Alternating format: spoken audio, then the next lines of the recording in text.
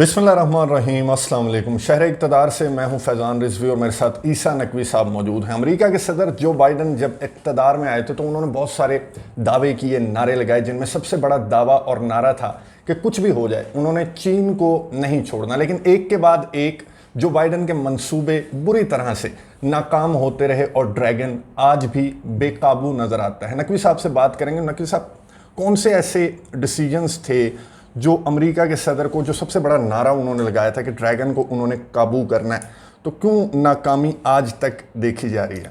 देखिए, मैं आपको आगाज़ में एक बात कह दूं कि ज़ाहिर है कि अमेरिका की जब आप तारीख़ देखते हैं, मुख्तलिफ़ सदूर के हवाले से बात करते हैं, उनके किए हुए फ़ैसले, उनके दौरे इक़्तिदार में क्या हुआ, तो बहुत सारे ऐसे प्रेसिडेंट्स गुजरे हैं। एक लिस्ट भी मौजूद है जिसमें बताया गया कि ये सदर कमज़ोर था, ये कमज़ोर था, ये वीकेस्ट प्रेसिडेंट था, इसके ये फ़ैसले गलत थे, इससे हालात काबू में नहीं आए। लेकिन अगर आप हालिया तारीख़ की बात करें और ये वक्त गुजरने के बाद जब इस वक्त की तारीख़ लिखी जाएगी, मेरा ख़्याल है कि जो बाइडन जो है वो ना सिर्फ ये कि एक बहुत कमज़ोर सदर के तौर पर याद रखे जाएंगे, बल्कि एक ऐसा सदर जिसने इस दुनिया को तबाही के धाने पर पहुंचाने में कोई कसर नहीं छोड़ी। जिस मकाम पर, जिस नहज के ऊपर जो बाइडन इस दुनिया के मामलात को ले आए हैं इस वक्त, मैं आपको बताऊं, ये सिचुएशन किसी के भी अब कंट्रोल में नहीं है।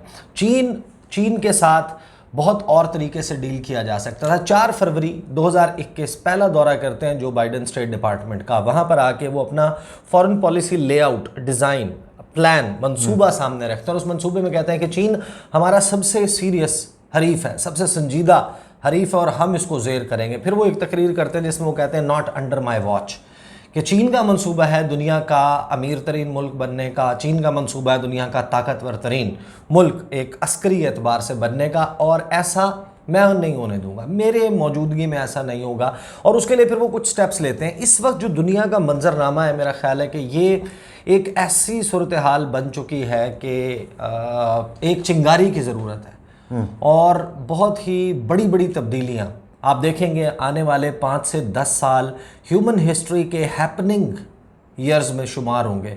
ये जो दिहाई है 2020 से 2030 की, इसको दुनिया की तारीख़ में तग़य्युरात के हवाले से याद रखा जाएगा और बहुत सारे फैसले, बहुत सारे डिसीजंस उन्हें वन बाय वन क्विकली मैं आपको बता देता हूँ। चीन को काउंटर करना था, उसके लिए इन्होंने जो मंसूबा बनाया कि हम चीन को उसके इत्तेहादियों से दूर करेंगे और चीन के खिलाफ घेरा तंग करेंगे। साथ में रूस दूसरा टारगेट था। जाहिर है कि रूस और चीन के ताल्लुकात भी, एक पहले प्रोग्राम हुआ करता था ब्लू डॉट प्रोग्राम, पहले इन्होंने लगाया कि चीन की जो बढ़ती मुआशी असर रसूख है ग्लोबल साउथ में, दुनिया के बहुत सारे ऐसे जिनका ममालिक, जिनका थर्ड वर्ल्ड कंट्रीज़ में शुमार होता था, belt and road initiative BRI के ज़रिए उन्होंने कहा चाइना जो है वो बिलियंस ऑफ डॉलर्स इन्वेस्ट कर रहा है, उनकी बंदरगाहों की तामीर कर रहा है, उनके जो बंदरगाहों पर मौजूद टर्मिनल्स हैं उनको एक्सपेंड कर रहा है, रोड नेटवर्क बना रहा है और दुनिया को जोड़ रहा है। और जब BRI अप एंड फंक्शनल होगा तो ये तो साइनो इम्पीरियलिज्म यानी कि आलमगीर चीनी बादशाहत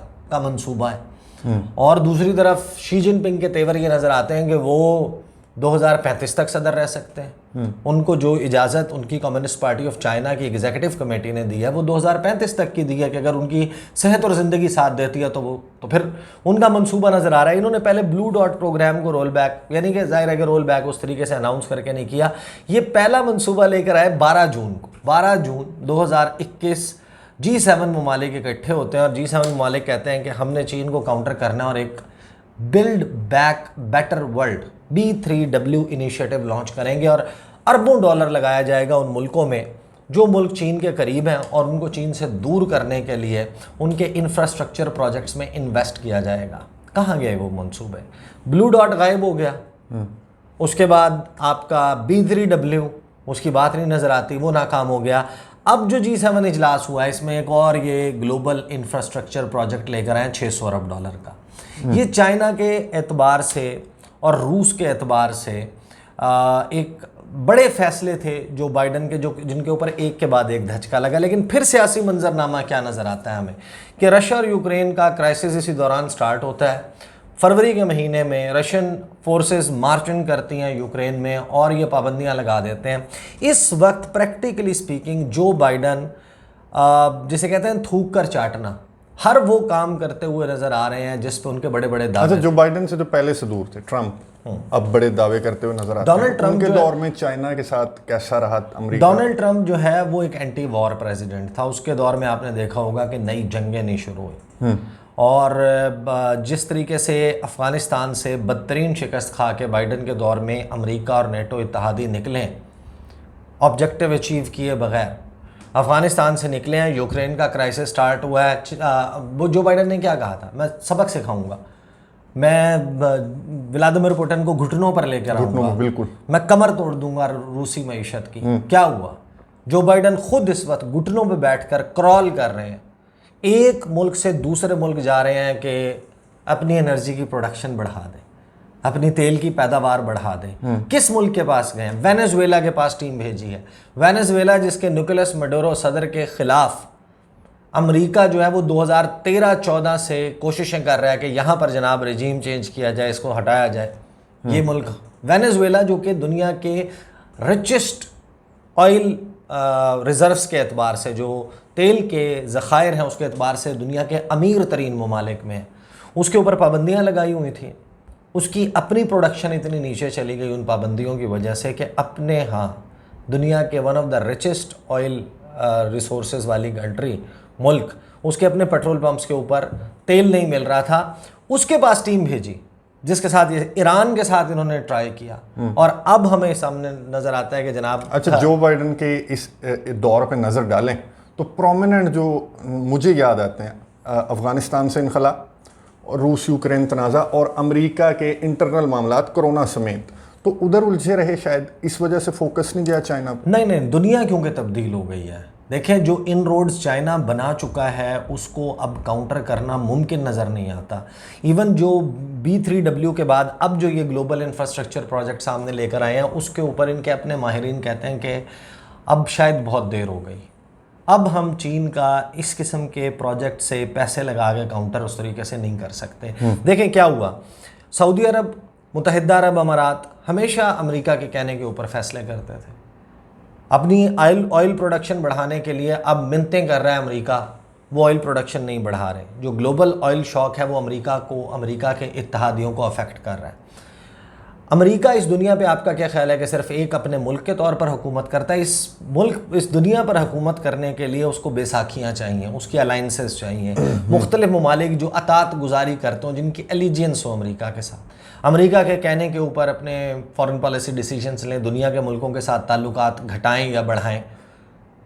ये हमारे पास मिसाल आ गई UAE और सऊदी अरब की। फिर अमेरिका के जो सबसे करीबी इत्तेहादी हैं, जिनके सर के ऊपर अमेरिका यूक्रेन वाली जंग के अंदर ये सब कुछ कर रहा है, यूरोपियन ममालिक, वो रूस से एनर्जी ख़रीदना कम नहीं कर रहे, बिजनेस दे रहे हैं। हंगरी समेत बहुत सारे ममालिक, विक्टर ऑर्बन हैं, दूसरे हैं, जर्मनी है, वो कहते हैं कि हम इतना डिपेंडेंट हो चुके हैं रशियन एनर्जी के ऊपर कि हम उसको कट डाउन इस तरीके से नहीं कर सकते कि हम बिल्कुल आज उसके ऊपर कांटा लगा दें, ऑल्टरनेट ढूंढने में कामयाब हो जाएंगे बाइडन। देखें, ये बड़ा टाइम टेकिंग प्रोसेस है। दुनिया बड़ी तब्दील हो गई, ग्लोबल सप्लाई। अच्छा, फिर उसके बाद इंडिया जिसको उन्होंने क्वाड का मेंबर, क्वाड्रिलेटरल सिक्योरिटी डायलॉग में पार्टनर है, चौकड़े का हिस्सा है, चाइना के खिलाफ एक इत्तेहाद का।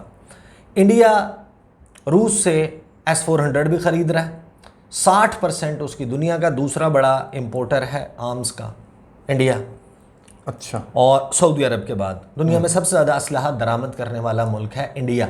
उसकी 60% इक्विपमेंट की जो परचेजेस हैं वो रूस से। काटसा की सैंक्शंस नहीं लगा सकता बाइडन, क्योंकि फिर इंडिया चाइना के खिलाफ जो सबसे बड़ा उन्होंने बुली इस रीजन में बनाया है, अपना पिट्ठू, जो कि चाइना के खिलाफ एक बुल वॉक का काम करेगा, वो कंट्रोल नहीं हो रहा। वो फ़ायदा उठा रहा है इंडिया, रूस से भी, अमेरिका से भी, हर मुल्क के साथ जो है वो इंडिया अपना बारगेन कर रहा है। वो अपने फॉरेन पॉलिसी डिसीजंस इस तरीके से। देखें, ये यूरोप कंट्रोल में नहीं रहा, गल्फ़ में जो इनके ममालिक इत्तेहादी थे वो इनकी बात नहीं मान रहे, इंडिया बात नहीं मान रहा, इमरान खान ने बात नहीं मानी, और इमरान खान ने ऐसी सिचुएशन बना दी कि आइंदा यहाँ पर जो पॉलिटिक्स है और इंतखाबात हैं वो फॉरेन पॉलिसी के हवाले से और अमेरिका के हवाले, तो पाकिस्तान भी जो कि हर चीज़ अमेरिका के कहने के पर करता था वो भी निकल गया। फिर आती है summit of the America summit करता है, अमेरिका उसको होस्ट करता है। 94 से ये प्रोसेस स्टार्ट हुआ था। उसमें Latin American, south American countries हैं, बहुत सारे मुल्क बाइकआउट कर देते हैं। मैक्सिको नहीं जाता, दूसरे ममालिक नहीं जाते, निकारागुआ, क्यूबा, ये जो सारे ममालिक हैं, जो बाइडन ने किया है इस वक्त, वो एक ग्लोबल टेंशन को पीक पर ले गए।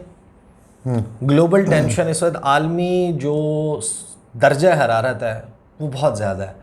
चाइना जो है वो इनके कंट्रोल में नहीं आ रहा, और चाइना का रिस्पांस जो है वो बड़ा भयानक और खौफनाक। उन्होंने कहा कर लें आप, ये जो क्लीक्स हैं, वो कहते हैं कि ये जो क्लीक्स हैं, ये जो छोटे छोटे जत्थे बनाए हुए हैं आपने 7 मुल्कों का, 4 मुल्कों का, 5 मुल्कों का, 5 आइज अलायंस है 5 मुल्कों का, 4 मुल्कों का जो है वो क्वाड है, क्वाड्रिलेटरल सिक्योरिटी डायलॉग, 7 मुल्कों का है G7 जो ग्रुप ऑफ 7 है, उसके बाद 3 मुल्कों का है ऑकस, ऑस्ट्रेलिया, यूके और अमेरिका, इन 3 का है। उन्होंने कहा ये छोटे छोटे जत्थे हैं, ये ज़माने गुजर गई है, अब हमें डिक्टेट नहीं कर सकते। अच्छा, जब डोनाल्ड ट्रंप था तो भी इमरान खान भी थे, मोदी भी थे, और इसी तरह की सिचुएशन थी, लेकिन इस तरह से चीज़ें खुलकर अमेरिका के खिलाफ सामने नहीं आई जिस तरह बाइडन के दौर में आई। क्या गलत फैसले थे, क्या गलत स्ट्रेटजी थी इन्हें डील करने की इन ममालिक को कि ये खुलकर सामने आ गए? अब हम इंडिया भी इस तरह से लाइन लिए बैठा है।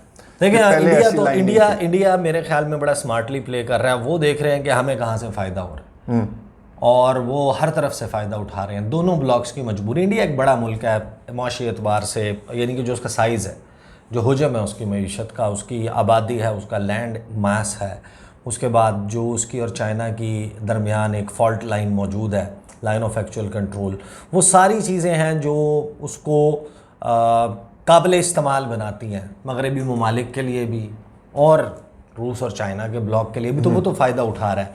जो ट्रंप का दौर था उसमें मामलात कुछ यूँ चल रहे थे कि ये उनके साथ एक ट्रेड डील नेगोशिएट कर रहे थे। जापान में भी मुलाकात हुई, मारालागो बीच के ऊपर फ्लोरिडा में भी मुलाकात हुई, और वहाँ पे भी इन्होंने कोशिश की कि एक फेवरेबल डील मिल जाए, चाइना थोड़ा सा हमारे साथ ताउन करके चले। लेकिन जब आप पीछे से उनके पर काटने की कोशिश कर रहे होते हैं ना, ये ट्रेड इम्बैलेंस ख़त्म करने की कोशिश कर रहे थे, तो फिर आपको वो रिजल्ट्स नहीं मिलते। ताइवान वाले मामले पे क्योंकि हमने सेपरेटली बात करनी है उसके ऊपर, तो अभी मैं उस पर नहीं जाऊँगा, लेकिन वहाँ से आप ये कर रहे हैं, साउथ एशिया जो साउथ चाइना सी है वहाँ पर आप गेम्स खेल रहे हैं, स्ट्रेट ऑफ मलाका के ऊपर आप चाइना को चोक करना चाहते हैं, इंडो पैसिफिक रीजन में, ओशियाना में, पैसिफिक ओशन में, इंडियन ओशन में आप चीन को रोकने की, उसके सामने बंद बांधने की कोशिश कर रहे हैं। तो चाइना भी ज़ाहिर है कोई बच्चा तो नहीं है, उसको नज़र आ रहा है कि क्या उसके ख़िलाफ़ किया जा रहा है। लेकिन to cut the story short, हमारा क्योंकि सब्जेक्ट जो बाइडन और इसके जो इस वक्त जो उन्होंने फ़ैसले लिए हैं वो किस तरीके से उनके मुंह पर जाकर लग रहे हैं, उसके ऊपर बात करना है। तो आई थिंक इन टोटल एक ऐसा मुल्क सऊदी अरेबिया, जिसको ये कहते थे कि I will make Saudi Arabia a pariah of the world, शूदर बना दूंगा, अछूत बना दूंगा, मोहम्मद बिन सलमान को कोई मुंह नहीं लगाएगा।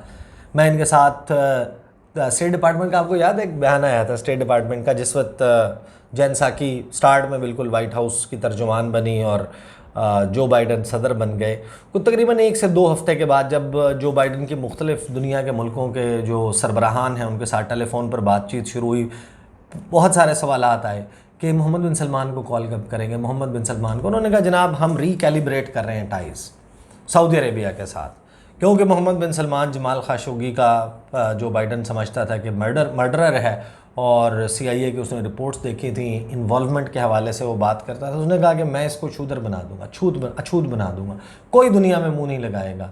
उसी मोहम्मद बिन सलमान से मुलाकात करने जा रहे हैं, सऊदी अरब जा रहे हैं, पहले इसराइल जाएगा 13 को, 2 दिन गुजारने के बाद ही लैंड इन सऊदी अरेबिया। वहाँ पर GCC ममालिक का जो इजलास है गल्फ कोऑपरेशन काउंसिल का, उसकी साइडलाइंस के ऊपर, और वहाँ पर ज़ाहिर है कि शाह सलमान के साथ, मोहम्मद बिन सलमान के साथ बातचीत होगी। तो वो मुल्क जिसको इसने अछूत बनाना था, आप देखें अगर जो बाइडन के फ़ैसले और मंसूबे नाकाम ना हो रहे होते तो एक ऐसी बात जिसको अलल ऐलान उन्होंने कहा, थूक के चाटने वाली बात, मोहम्मद बिन सलमान के और शाह सलमान के मुतल्लिक, आप उससे जब आप यू टर्न ले रहे हैं तो इसका मतलब है कि आपके ये बता मामलात आपके कंट्रोल कि जो भी अब ये जो अमेरिका के कमज़ोर तरीन सदर का टाइटल जो अब तकरीबन मिल गया जो बाइडन को, इसमें सबसे बड़ी वजह कौन सा फैसला था आपके ख्याल में? मेरा ख्याल है कि जब आप कन्फ्रंटेशन की तरफ जाते हैं ना, जो वक्त इन्होंने गुजारा था सदर ओबामा के साथ बहैसियत नाइब सदर, दुनिया बहुत मुख्तलिफ थी। ट्रंप का जो दौर है, ये जो 4 साल गुजरे हैं, 2016 से 2020 तक, इसमें दुनिया में बहुत बड़ी तब्दीलियां आई हैं। डोनाल्ड ट्रंप ने अमेरिका फ़र्स्ट पॉलिसी बनाकर नेटो के हवाले से जो फ़ैसले किए थे, कभी नेटो ममालिक को वो बुली करते थे, उनके मुतल्लिक अजीबोगरीब रिमार्क्स पास करते थे। फ्रांस के मुतल्लिक, मैक्रोन के मुतल्लिक, एंगला मर्केल के मुतल्लिक उन्होंने जो गुफ्तगू की, इसी तरीके से जो ब्रिटिश प्राइम मिनिस्टर थी उनके हवाले से जो गुफ्तगू की, वो उनकी डिफेंस स्पेंडिंग के ऊपर कि 2% ऑफ योर जीडीपी आप नहीं लगा रहे, नेटो में वो नहीं कर रहे। फिर उन्होंने जो डील्स हैं, जो ट्रेड है, उसको अमेरिका के लिए फेवरेबल बनाने के लिए जो टैरिफ्स लगाए, उसके वजह से जो अमेरिका के करीब तरीन इत्तेहादी हैं वो दूर चले गए थे। इसीलिए जब आप 4 फरवरी की स्पीच उठाते हैं ना जो बाइडन की, जब वो स्टेट डिपार्टमेंट, जिसका मैंने बिल्कुल आगाज़ में तज़किरा किया, उसने वहाँ पर जाके जो गुफ्तगू की थी जो बाइडन ने, उसने कहा था कि America is back, diplomacy is back, कि अमेरिका की वापसी हो गई है अपना घर था आने से, और कहते हैं कि अब सफारतकारी की, डिप्लोमेसी की वापसी हो गई है और मैं अपनी अलाइंसेस रिपेयर करूँगा, अपने इत्तेहादों की दोबारा से मुरम्मत करूँगा, उनको मुज्तमा करूँगा, जमा करके दोबारा से इन अलाइंसेस को रैली करूँगा against China and Russia. Openly कहा था। फिर उसने जो समिट फॉर डेमोक्रेसी की, पाकिस्तान भी नहीं गया उसमें। अब वो अब भी कहते हुए नजर आते हैं जो बाइडन के नेटो पहली दफ़ा इतना ज़्यादा मुत्तहिद दिखाई दिया। रूस के सदर व्लादिमीर पुतिन ने कहा कि ये रूस यूक्रेन तनाज़ा जो है, इसने पहली बार दुनिया को यूनिपोलर नहीं रही, ये पूरी दुनिया को बता दिया। दुनिया मल्टीपोलर हो चुकी है, अब इसको सिर्फ तस्लीम करना बाकी है। और सर्द जंग जो चल रही है इस वक्त, दूसरी सर्द जंग, ये अगर यूनिपोलर दुनिया होती तो इस सर्द जंग की तो कोई गुंजाइश नहीं थी ना। आप किसी को काउंटर करने के लिए एक वॉर लाइक सिचुएशन क्रिएट कर रहे हैं ना, जहाँ पर असल में जंग नहीं हो रही, आप डायरेक्ट चाइना के साथ जंग नहीं कर रहे लेकिन आपके इकदामात जंगी हैं। ऐसी टेंशन क्रिएट हुई हुई है कि अब हुआ कुछ, अब हुआ ताइवान में हो जाएगा, साउथ चाइना सी में हो जाएगा, किसी और रीजन में, किसी और जगह अमेरिका और चीन के इत्तेहादी जो हैं वो आपस में लड़ पड़ेंगे। माहौल तो वो सारा बना हुआ है। वो माहौल बनाने की ज़रूरत ही तब पेश आती है जिस वक्त दुनिया में ताकत एक का मरकज़ एक के बजाय मज़ीद मरकज़ क्रिएट हो जाए, और वो मरकज़ चीन की सूरत में क्रिएट हो चुका है। अच्छा, एंड में ये बता दें, अब सिचुएशन देखते हुए पूरी दुनिया के रूस यूक्रेन तनाज़ा जो भी साउथ चाइना सी में चल रहा है, G7 में जो फैसले दोबारा से हुए चाइना के ख़िलाफ़, वो किस हद तक कामयाब होंगे, जो बाइडन का दौर जो बच गया वो देखते हुए? अच्छा, इसके ऊपर मैं यानी कि अपना क्या तबसरा करूँ, जो चीनी वजारत ख़ारजा के तर्जुमान है ली जानजाओ, उनका, फिर वैंग वेनबिन का, हुआ चुनियन का जो बयानात आए हैं, सीरीज़ ऑफ स्टेटमेंट्स आई हैं, आप उनको देख लें तो वो उसका उर्दू में अगर आप लुब्बे लो आप देख लेंगे, यार आप ये चावल की देग भी खा के देख लें, आप ये भी करके देख लें। उस तरीके से देखें, चाइनीज़ जो स्टाइल ऑफ डिप्लोमेसी है वो बड़ा तब्दील हुआ है इस दौरान, और जिस तरीके से उन्होंने इसके ऊपर रिएक्ट किया है, उन्होंने कहा कि पहले भी आपने बनाया था B3W ब्लू डॉट बनाया था, अब आपने ये ग्लोबल इंफ्रास्ट्रक्चर प्रोजेक्ट लॉन्च कर दिया, 600 अरब डॉलर इकट्ठे करेंगे आप और उन मुल्कों में लगाएंगे जहाँ पर चीन belt and road initiative BRI लेकर चल रहा है, BRI को काउंटर करेंगे, नाकाम बनाएंगे। आप ये करके देख लें, क्योंकि चाइना वो कहते हैं कि हम उस मकाम पर आ गए जहाँ पर इसको शायद काउंटर करना मुमकिन नहीं है। बहुत शुक्रिया नकवी साहब की गुफ्तगू आपने सुनी कि अमेरिका के सदर जो बाइडन के गलत फैसले किस तरह से उन्हें, जो अमेरिका का कमज़ोर तरीन सदर है उसका टाइटल उन्हें मिल गया, और अब उनके पास टाइम भी कम है और सिचुएशन इस तरह की क्रिएट हो चुकी है कि G7 में जितने मर्जी फैसले कर लिए जाएं, जिस तरह से चीनी तर्जमान ने भी कहा, दफ्तर खारजा के तर्जमान ने कि ये कोशिश भी करके देख लें। देखते हैं जो बाइडन का दौरा सऊदी अरेबिया किस हद तक कामयाब होता है, नज़र रखेंगे, आपको अपडेट्स देते रहेंगे। अगली वीडियो तक के लिए इजाज़त दीजिए, अल्लाह हाफ़िज़।